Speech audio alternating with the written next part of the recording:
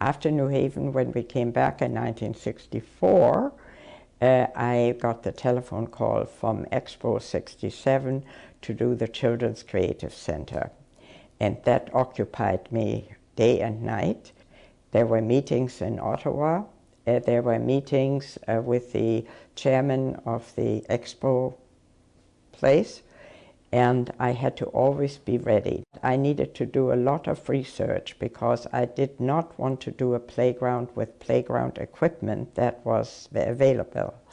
So this playground featured 5 things: hills and dale, water and sand, and buildable parts that the children could put together.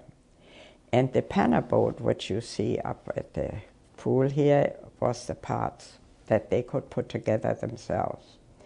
So this playground differed a great deal from the playgrounds that were previously. And they had a treehouse to climb. 30,000 children played there. There was a tremendous interaction with all the other people who were building at the island of Montreal.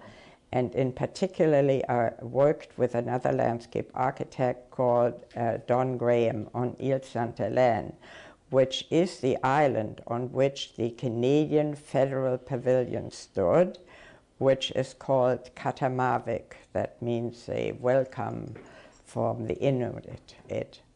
And I interacted with the big committee in these meetings and was able to guide for tree selection and so forth.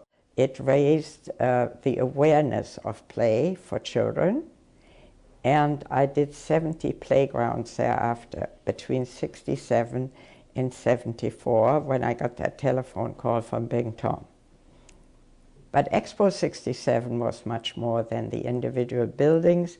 It was to show how a city can grow with settlement, habitat by Moshe Safdie as housing, component public transportation of subway and buses, and water transportation with canals. And so we hope to bring the city into another realm, not just with the automobile and freeways. That's what was Expo 67. The excitement of Expo 67 was tremendous, and everybody came away happy who had visited it.